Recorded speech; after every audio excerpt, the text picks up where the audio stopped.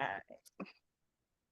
Good day, good day. Thank you so much for joining us. I am Jay, and this is Homeschool Your Kids podcast. Today we have with us Gretchen. Gretchen, introduce yourself. I'm delighted to join you today, Jay. My name is Gretchen Rowe. I'm the homeschooling mother of 6, now retired. We graduated our last one last June.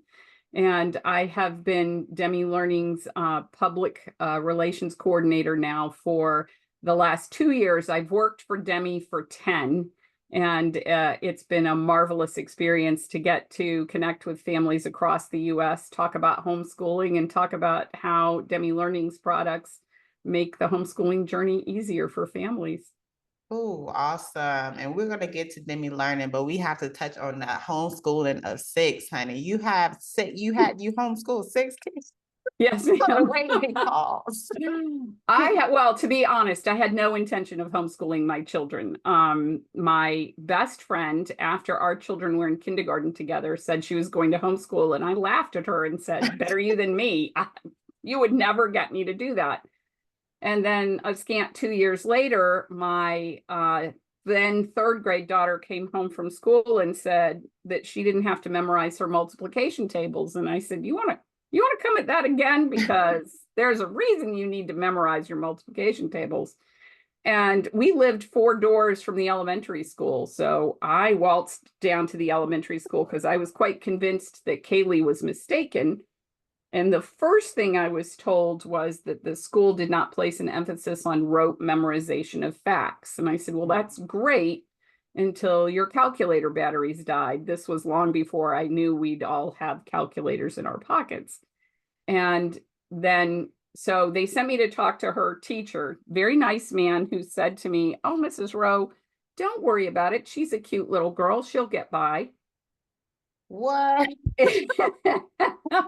And it was either become a homeschool parent or go to jail. So it was easier to become a homeschool parent. God. Oh, yes, that's wild. And so that madness was back in 1995. So some things don't change. You know, some of the madness we see in schools today is inherently part of the structure, I think. I only intended to homeschool her a year. My next one down the line was in kindergarten, and his kindergarten teacher said, you're going to have to homeschool him next year. And I said, Marianne, I have no intention of doing this for the long term.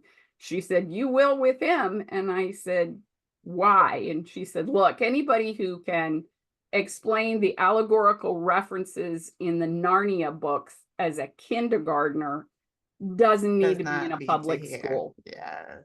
And so that launched us on a 21-year journey, 1 year at a time. It was awesome. I wouldn't have traded it for anything. Wow. So the other ones didn't touch public school.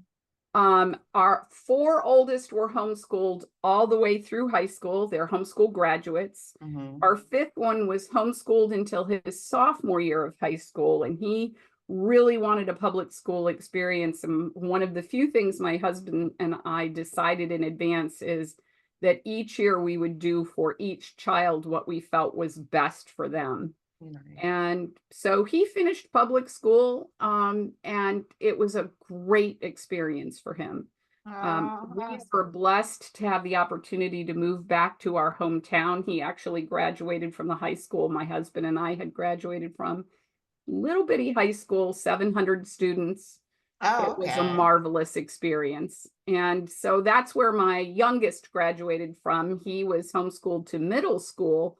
But because of what I do for Demme, because I travel to 18 conferences a year, I couldn't always be at home with him. And he and my husband get along famously. But if somebody had to get educated, somebody'd end up wearing orange and picking up trash. So, because they're way too alike. They're just way too alike. So I'm glad you always think about the jail, like, you know, like consequences of things. Like, you know, jail is not on my path right now. So I'm gonna just go ahead and do that. Right. Nice. And you know what? It was the very best experience for each one of those kids. Now as adults, you know, I've asked them, did we do the right thing by you? And every one of them has said absolutely wouldn't have traded it for anything. That is awesome. And so fulfilling. That's what you want to hear, right? Yes, so fulfilling. How did that, so you've already said that you made sure to individualize it for each child. You were talking about back in the 90s when you first started this. So how was homeschooling for you? Like, how did that look for you? Well, I was blessed to homeschool my kids in Maryland. And at the time, the first provider of homeschool curriculum happened to also be in Baltimore. That was called Calvert School. And so of the 21 years that we homeschooled, we used Calvert 17 of those years. And it was a terrific experience. My husband and I also sat on the board of our local high school co-op. And so kids 8th through 12th grade could attend the co-op, and that was a terrific experience. We took advantage of community college classes. My two eldest kids graduated with their, well, my eldest daughter graduated with her associate's degree the same week she graduated high school because we did dual enrollments. Kid number 2 was a concert trained pianist. So he managed to finish his freshman year of college the year that he graduated. And then kids number 3 and 4 were very typical homeschoolers and wanted the college experience with all of its yee-haw, rah-ha. You know, they both went away to college and they had a great time, but now they have some college debt and they wish they didn't. So. Nice. That is amazing. Okay. It was a lot of fun. I wouldn't have traded it for anything, but it does give me the wherewithal to be able to talk to families from all walks and understand where they're coming from. And that makes it a unique experience. That's what I was going to say. That explains, like, you know, your backing of Demme Learning, and you must really believe in what they're producing. Absolutely. Well, they made me into someone who might not love math, but at least understands math. The irony of all of this is the last thing I wanted to teach in a homeschool environment was mathematics. So it was wonderful to find my way to something that helped me learn as much as my kids did. Nice, nice. So tell us more about Demme Learning. What do they Well, offer? we are the original publishers of Math UC. We were known by Math UC alone for 25 years. But then actually 10 years ago, we published a spelling curriculum called Spelling UC. And since then, we've acquired 2 more curricula. We've acquired Analytical Grammar and Write Shop. So we needed an umbrella to name all of those. We couldn't just be Math UC anymore. And that's how we became Demme Learning. Okay. And so you all provide curriculum or host curriculum? We do. For K through 12, we provide a skills-based curriculum. So it's a little bit different. When a parent calls us and says to us, what do you have for 4th grade? Our question is, well, what does your 4th grader know? We want to put a student at the end of their knowledge base and then encourage them to move forward at their pace. Nice. And that makes us a little bit unique. Our math is a mastery-based curricula, a little bit different from some of the big dogs that are spiral-based learning. And our spelling is a skills-based curriculum. So we create a visual learner with our spelling program. If you spell well, you spell visually. When you look at a word that's spelled wrong, you say, that doesn't look right. And that's a created response. And so that's what we help parents do. We help them create that response in their students. Okay, so it's not really grade based, it's based on what you know. So skill-wise. Which is wonderful, because if you have a child who is math adept, you know, I talk to families all the time who say, my kid was getting in trouble in school because they were ahead of their classmates and the school wanted to keep everybody on pace. And we don't have to do that. By the same token, because of the way that we teach for a conceptual understanding of math. We want to make sure that a child has a really strong foundation. Otherwise, you're building a house on a shaky foundation, and math by its very nature is sequential and cumulative. So if your foundational skills are poor, it doesn't get easier for you to just keep moving forward. So sometimes we have to say to parents, let's back up and reinforce some foundational skills so that you can move forward with confidence.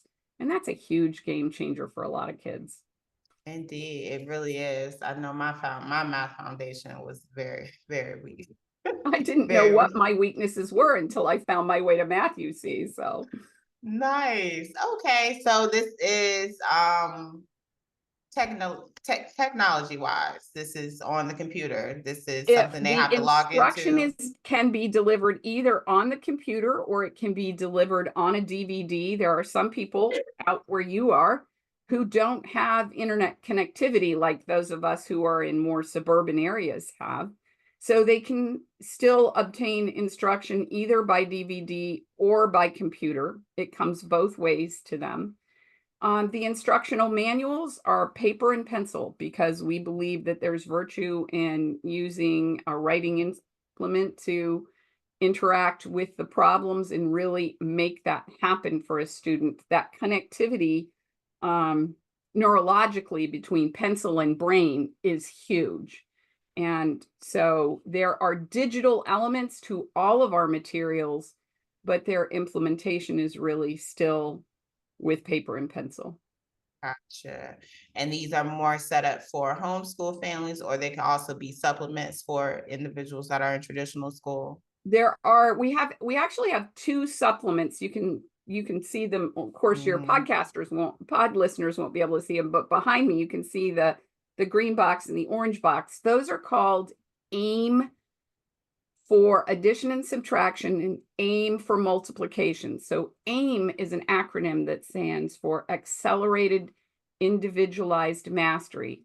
And sometimes we'll encounter a student who is maybe a fifth grader, but they're still counting on their fingers.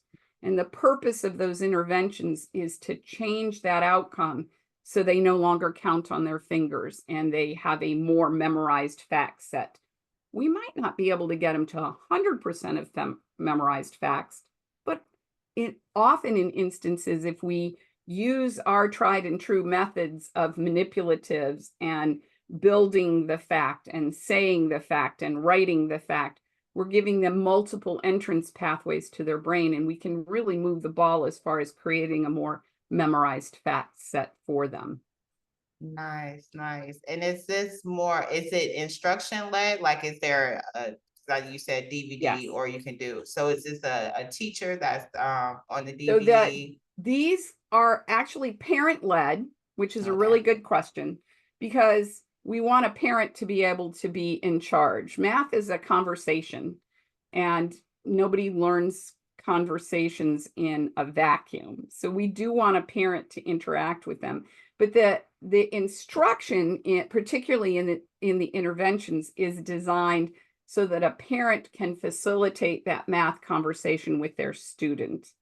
And we look at these interventions as being developmentally appropriate. So we're looking at about 15 minutes in a sitting. So they would be, for a parent who has a child in school and they know their student is struggling with their math facts, they're a wonderful way to be able to sit down after school in a brief period of time and have a positive interaction with your student and move that comprehension and retention goal down the road. Nice. And I know that you said they're self-paced, but how long do they typically take to work through a curriculum? That's a good question. So addition and subtraction have far more facts to memorize. And I've seen kids do it in as little as 6 weeks. The average is about 12 to 14 weeks. The interesting part is it's a little bit front loaded. So the largest number of facts are found in the first 4 lessons. But if you can get through those first 4 lessons, it's kind of like Fred Flintstone's car, when he goes over the hill, his car goes faster as it goes downhill.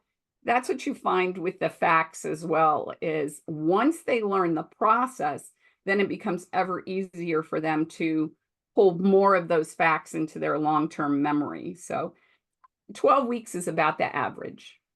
Nice, nice. And like you said, you all started with the math, so y'all started with the math foundation. Correct. And then y'all have incorporated the spelling and That's correct. writing. And so we acquired the spelling 10 years ago. The spelling is actually, the program itself is based on research out of the University of Virginia, at the McGuffey Institute of all places. If you've been around homeschooling for a little while, you're familiar with McGuffey readers.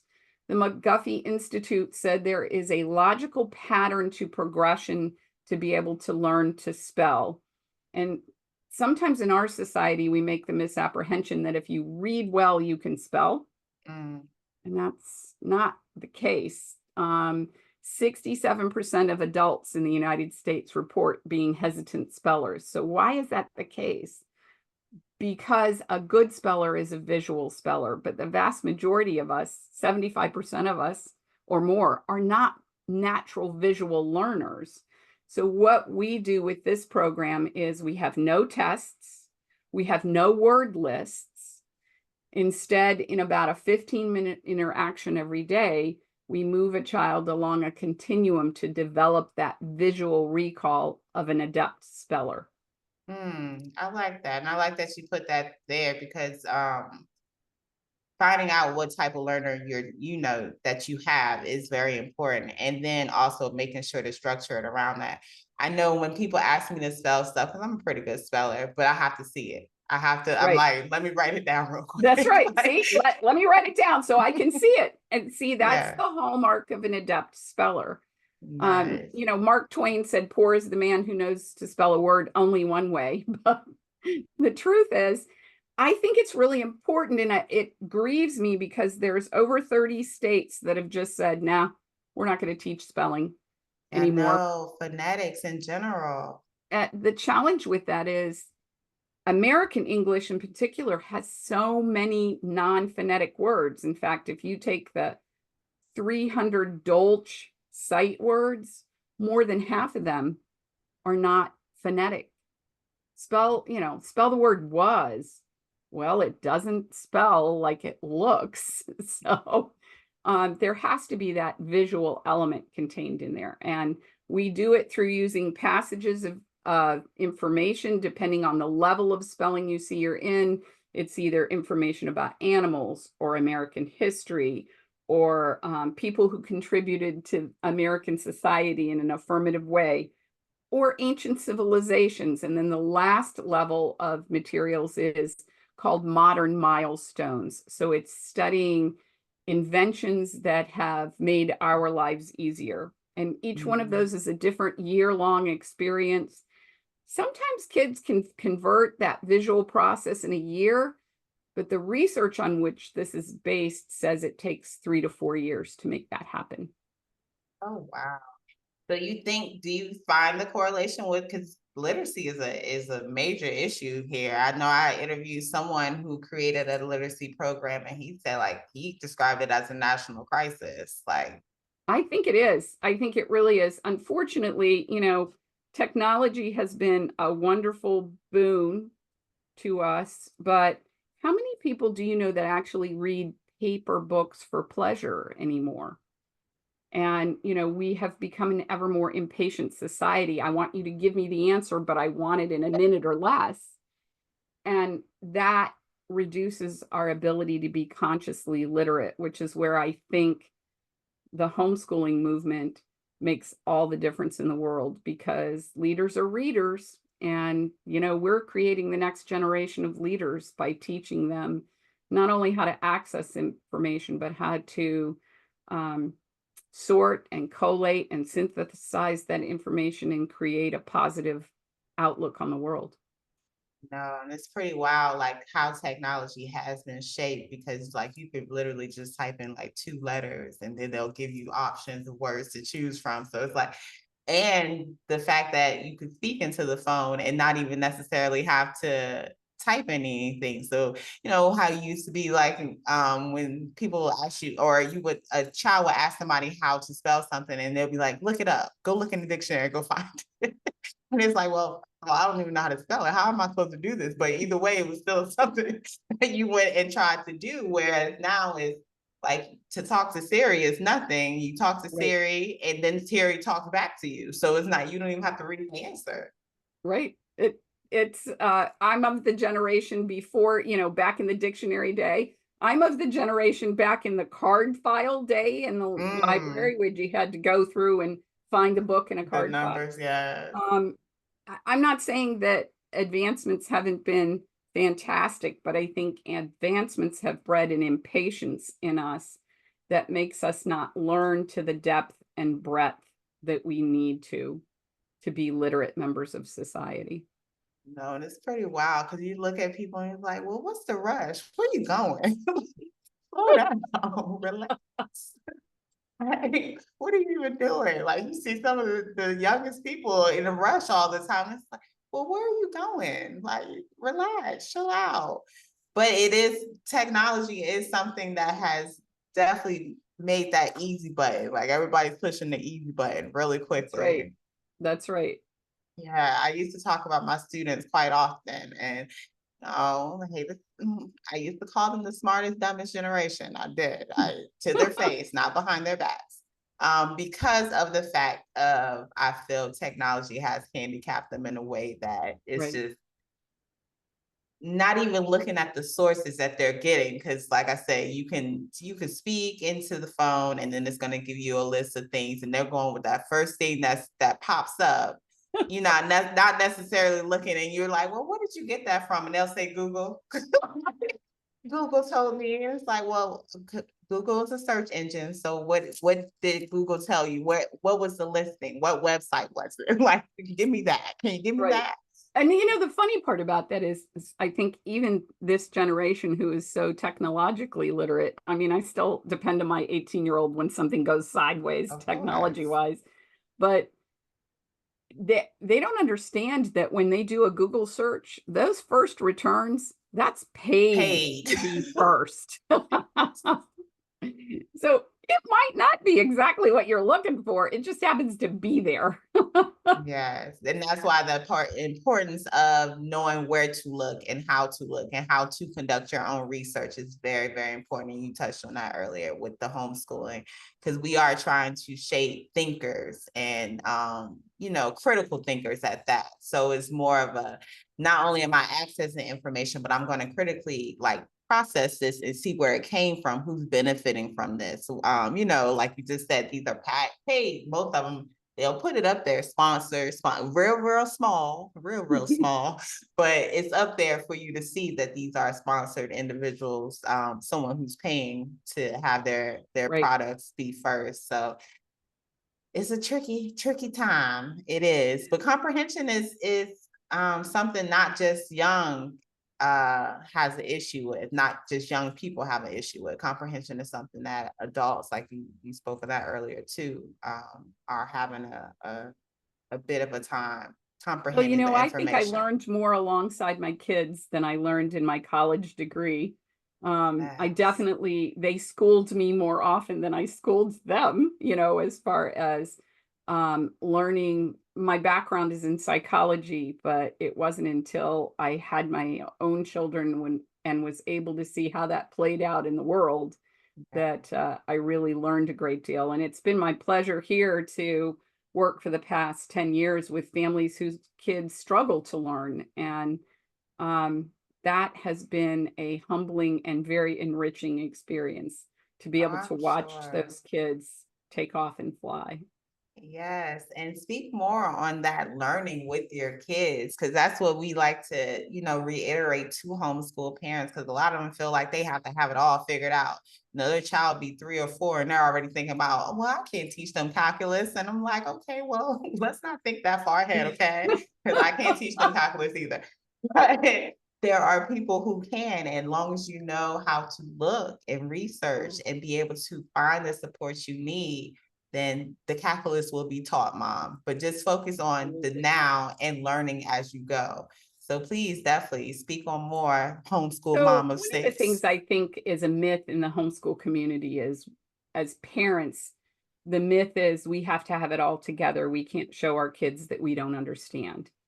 And some of the most powerful ways of teaching is to be able to sit down with your child and say, you know what, I don't understand this either, but you and I are going to sit here until we get a grasp of it. Yes. And I often talk about this. Sometimes parents will say to me, for instance, at a homeschool conference, I'll get a couple who'll come up and mom will say, well, he's an engineer, so he's going to teach math. And just because you understand something inside and out doesn't mean you're the best person to teach it. Often when we have a proficient understanding at something, we forgot how we got there. It's like you're holding the baby, you forget how difficult the pregnancy was, right? And it's the same way when you're very adept at something. Not everyone who is adept is able to teach with compassion and patience, because we forget what that learning curve looked like when we were learning. And sometimes the parent who struggles is the best parent to come alongside their children because they understand. And then that becomes a real celebration. I really do understand. It was that way for me when I found my way to Math UC, and I had been homeschooling. We were in our 7th year of homeschooling when I found my way to this. To Math UC. Yeah. Nice. So you incorporated that in your homeschool.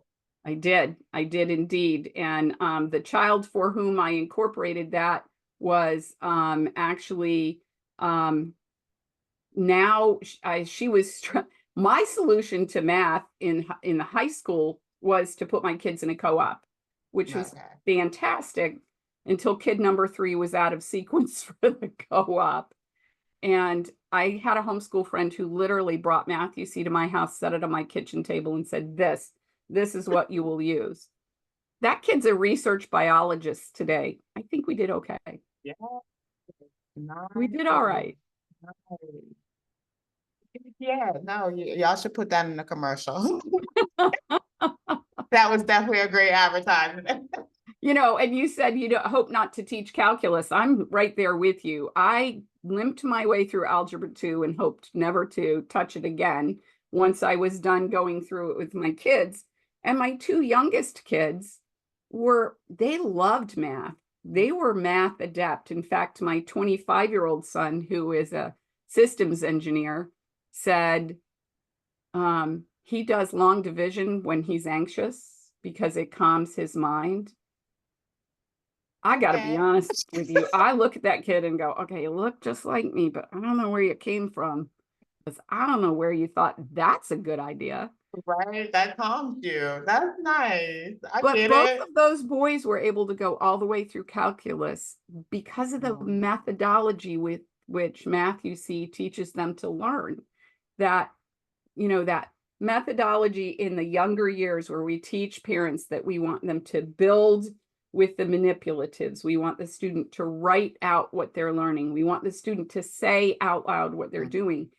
That creates a ripple effect in all a student's learning to be able to do that. And I remember vividly when my youngest son was in calculus, he came stomping into my office one day and plunked like 6-7 pages of a single calculus problem down on my desk. And I was thinking, prayer is real. Oh, Lord, what am I going to do? And he said, okay, here. I said, well, explain to me what you're doing. So he starts at the beginning and he's explaining step by step. And he gets about 4 steps in and he went, oh, I forgot. Oh, nice. I don't know what he forgot, but he said, thanks, Mom. And off he went. And I'm like, whew, I didn't have to do anything. But that was the teaching learn piece. How to learn. And that is invaluable. And isn't that what we're trying to do for our kids when we homeschool them? We want to teach them how to learn. Yes, not necessarily what to learn or shaping, or directing, okay, this is all you need to focus on. I was going to ask, how important or how much did you focus on academics at the beginning? Well, I'll be honest with you, because we used a classically based curriculum, we did a lot of academics. I got to tell you, we were up to our ears in it. And part of that is because when I told my mother-in-law that we were going to homeschool, in her most polite Southern response, she said, oh dear, I hope you don't raise morons.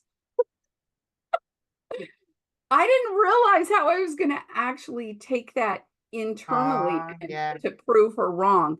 So part of the majority of the academics we did was to prove that I could educate my kids. And I look back on that now, and in all honesty, you know, hindsight's always 2020. We could have done half as much academically, and they would have been equally well educated. Nice. Thank you for stating that. Thank you for stating that. I really believe you need math because we live in a math literate world. And if our world was truly math literate, payday loan companies would not thrive. Yeah. But that's not true. I believe you need to spell. And the reason I do is if you've ever gotten an email from someone that's had spelling mistakes in it, you started to make assumptions about that person, maybe erroneously, but our kids live in an ever more literate world, and we can't always depend on spell check to answer that. I believe we need to teach our children to write to an audience under a time constraint. And so I believe you have to have a good compositional program. And what goes hand in hand with that is grammar, because grammar teaches you to write well, writing well teaches you good grammar. It's yes and, so it's both of those things. And that's one of the reasons I love working for this company, because it provides all four of those outlets. Nice, nice. Yes. And the reading, you missed the reading. Right. And of course, reading is, to me, reading is an essential life skill. Yeah. That is not something that you can set aside and say it's not part. I mean, it's life. Yes, it's academics. Yes, it's homeschool, but it's also life. And, you know, I have parents who will say to me, well, my son doesn't like to read anything but Captain Underpants books. I have nothing against Dave Pilkey. His books are amazing. In fact, Dave Pilkey has dyslexia, and look where he has managed to take himself with that. That's beautiful. The more your child reads, the better your child will read. Indeed. I know my oldest she's 10 and she's stuck on graphic novels right now. I'm trying to get her to, graduate from there, but right now she's, but so I'm still like, where I'm in the thrift stores and everything, like trying to find her graphic novels. By all means, I'm going to feed whatever you're taking, and I'm going to feed you that. But I do hope that she does graduate. And as long as we continue to read to our children, and if we read good literature to our children, that expands their world and that helps them see the world in a larger context. And I think that's a hugely important enterprise. If my kids would still sit still, I'd still be reading to them. Oh, nice. That is so sweet. Yes. And just the power of them seeing you read also. Right. Right. Yes. My youngest son makes fun of me because I have sitting next to my bed right now about 9 books that I'm reading to develop a talk for this spring. And he came in last night and he said, "What is that, a step stool to get into bed?" No, but yeah, I have an agenda. They have to be read, by the end of March, and it'll be fine. It'll be awesome. Indeed. No, I have about 5 books that I'm riding around in my truck with right now. That's right under my armrest. And I actually just added another one, and I just popped that one in my door. Like, finding some more space for things. But books are essential. Books, I am still on the paper. Like you spoke on that earlier. Like I'm still a page turner, as they say. I want the book because I want to be able to highlight. I want to be able to turn pages. I'm a librarian's nightmare. I turn the page down so I'll remember to come back to that thing later and those kinds of things. And I think that's really important, Indeed. Yes, yes. I love it. You are so well versed in homeschool. And it's because I've made all the mistakes. Of course. That's what it's all about. It's the learning process. People don't think that the mistakes are a part of the process, but the mistakes are the most important part of the process. That's the learning mechanism. That's right. And that brings up a really important point. And I see more and more of this in homeschool moms nowadays than ever before, is if they choose something and it doesn't work out, they feel conflicted and guilty and, oh, I've made a wrong decision. And I have done something poor for my children. I would rather them reframe that and look at what we learned from that. We learned that that wasn't an experience that we benefited from. And it can all be a positive. It can all move us forward.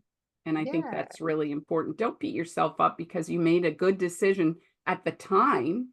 You can look back on that decision and go, oh, I wish I hadn't done that, but what did I learn from it? Yeah, And that there's makes it a always a lesson different in experience. place. Mhm. Of course, there's always a lesson to be learned in anything that you do.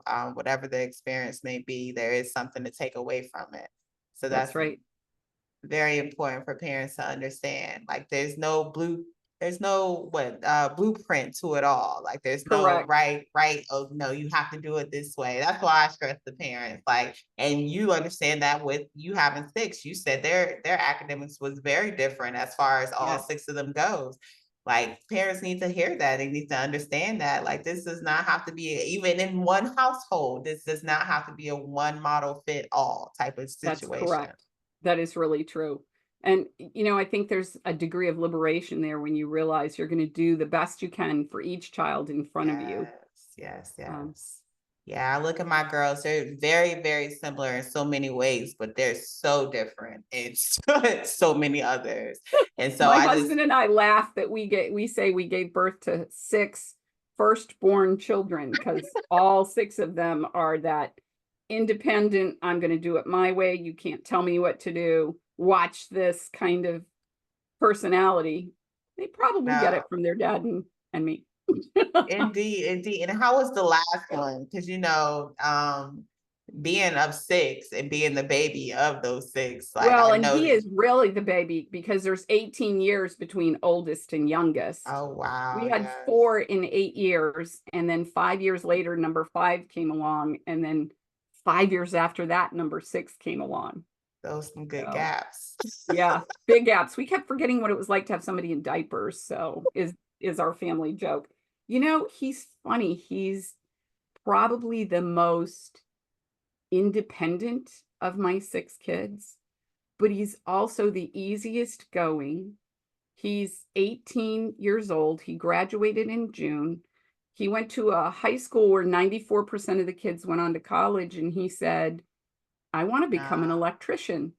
nice. And that is like a salmon swim in the opposite direction, at spawning season. That was tough. And I wondered how that would go for him. But Mm. we had raised him to think for himself. Oh, And he says now he's 6 months into the internship. And just a couple of weeks ago, I said to him, so how's it going? He said, I'm having a blast. He said, this nice, is amazing. Isn't that what nice. we all want to hear our kids say? Indeed. Yes. How important is that? Because that was a tough pill for you to swallow, It right? was. I was looking forward to getting to do the college tour gig one more time. Aw. And so when he told me that he wasn't going to do that, it was such an interesting experience. But I knew it was coming. I could tell from the things he was saying. He was a high school swimmer being recruited by about half a dozen D1 colleges, and they Mm. really wanted him to come swim for him. They wanted him to come swim for them because he was a butterfly swimmer. So he's kind of a rare breed. Oh, wow. And when he finally one day we were actually at a homeschool conference together, and we were getting ready to go over to the conference in the hotel room, and he started to cry, and he Mm. said, I don't want to swim in college.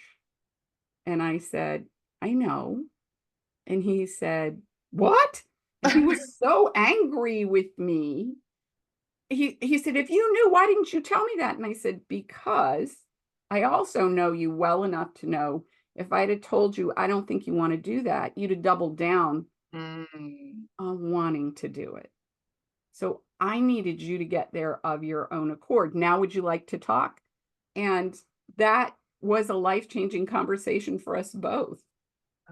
And So awesome. it was That was cool. beautiful. Yeah. So he's the only one that did not go. He's the all 5 of the rest of them are college graduates. Oh, My kid number 5 is really my interesting child because He didn't learn to read until he was more than 9 years old. He was told by well-meaning educators that he was not college material. He has dyslexia. He also had an undiagnosed vision issue that needed resolution. His eyes didn't track the way they were supposed to. So we got the tracking figured out. And once we got the tracking figured out, then we could teach him to read. And he's the crucible by which I understand a lot of how dyslexics think. He is, as a 25-year-old adult, still dyslexic. But he also has a degree in computer science. And if we'd have listened to the educators who said he wasn't college material, I'm not sure where he'd be today. Indeed. Oh my gosh. Thank you, Gretchen. Like, this conversation has been so inspiring, just so freeing in general. And I know the listeners are agreeing, like, you definitely have dropped some gems, some things to think about. And I love that. And I appreciate that from you. Oh, well, I just, if my story helps someone else realize that they can do it, then it's worth it. Of course. And you did it with 6. Like, I didn't know you were going to toss that number out there. I wasn't even expecting that. Well, and I'm an only child, so my husband's one of 5. But there were times in their growing up years when I would say to my husband, "Is this normal? What's happening here? Is this normal?" And he'd say, "Yeah, they're related." So.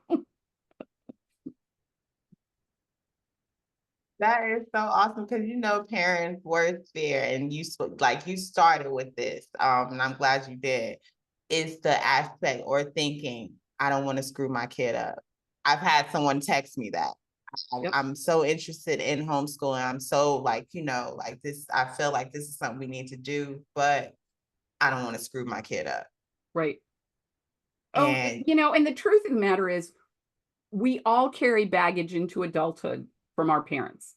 Nobody gets out scot-free. Of course.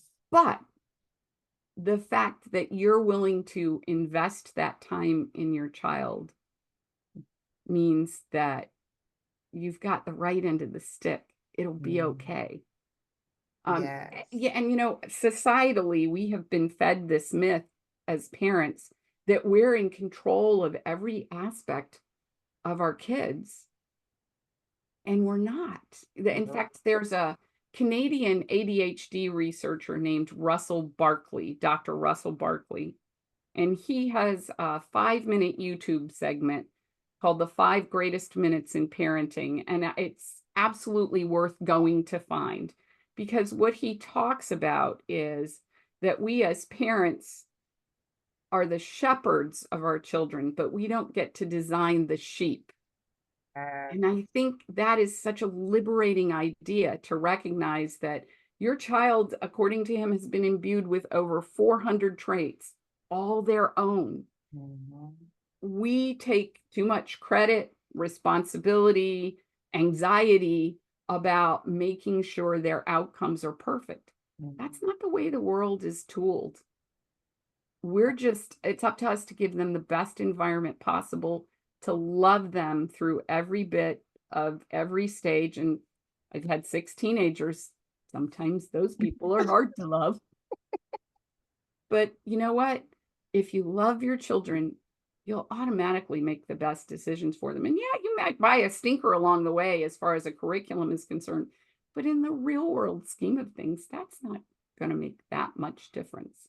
The fact that you loved them and believed in them and encouraged them and were their cheerleaders, that's what makes the difference. All of the difference. Yes. Oh my goodness. Thank you. Thank you. Where do we find Demme Learning? So you can go to DemmeLearning.com and you will find all of our products there. You'll find math UC and spelling UC and analytical grammar and Write Shop. And you can take a look at any of those. And here's something that I really think is important. A lot of curriculum companies provide you the curriculum and let you figure it out. We have a staff of almost a dozen ladies and gentlemen who are either veteran homeschoolers who are on the homeschooling journey right now, or who are like me, they've finished their journey, but they've worked alongside homeschooling families for a number of years. And if you have that day where you're sitting on the window ledge, you pick up the phone and call us. That's what we're here for. We're here to help you figure out what's not working well and help it work better. Nice. That's so beautiful. And with that, can you give us 3 pieces of, like, whatever advice, encouragement, suggestions that you would give to new homeschool families? 3 things that you would tell them. Absolutely.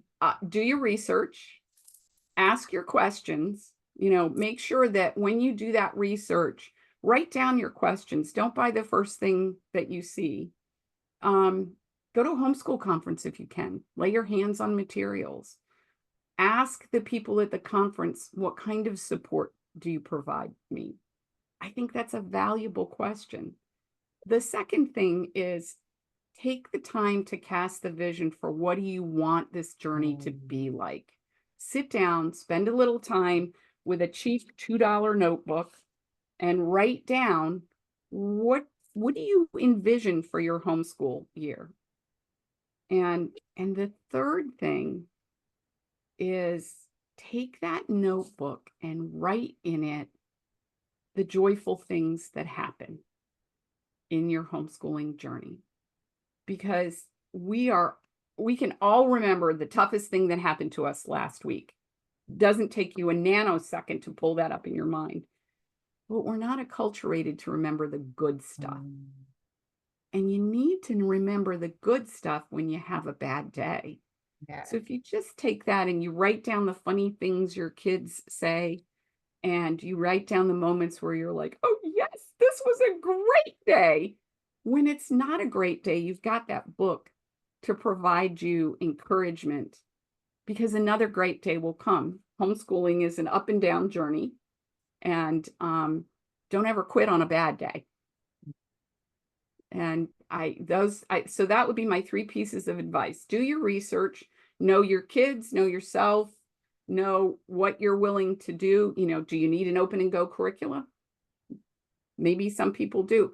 Others of us are willing to build the car while we're driving it, so to speak. Know yourself a little bit. Cast your vision for what you want for your family, because that will keep you on track when you feel like things aren't going the way they're supposed to. And then the third thing is find something joyful or fun in every day, because it's there even though you might not feel like it is. And that will be what keeps you encouraged as you go along the road. Indeed. Yes, thank you for that. Yes, and I love that you put in there about creating a vision, because I actually incorporated vision board tables at the expos this year. Terrific. So having parents be able to sit down and paste together a vision that they have for what they would like to see with their family. And depending on the age of your children, you should incorporate them in that vision. Oh yes. Really makes a difference. I talk to parents of high schoolers all the time, and I'll say, well, what does your child think they want to do after high school? And they're like, oh, well, I don't know. We haven't had that conversation. Well, that's the conversation you need to go have. Yes, indeed. Oh, goodness. Thank you so much for all of this. Thank you. Yes. Parents, please include your children on the in the journey. They are a part of the plan, and they already have, like you said, the 400 traits that they have already running through them. They know what they feel. They know what they feel passionate about. They know what they're really good at. They know what their interests are. Listen to them, involve them in the plan, definitely. Absolutely. But like Gretchen has shown and provided, there's support everywhere. Check out Demme Learning. Check them out. Go see what they have to offer and see if it's something that fits for you and your family. And if you look at our website and you have questions that you don't feel are answered by the website, we have live chat. You can send us an email. You can use that old-fashioned thing, pick up the phone and give us a call. We're happy to help. Old-fashioned thing. Yes, but just remember that it is not a process that you have to do alone. There is support everywhere. There are willing people everywhere, just like Gretchen, that want to help you on this journey. So just, hey, reach out. Thank you for having me Of on today. It was my course. pleasure to spend this time talking to you. Of course, of course. We just want people to know that, hey, you can do this. Homeschool your kids. Yeah, exactly. Thanks so much for your time today. Thank you.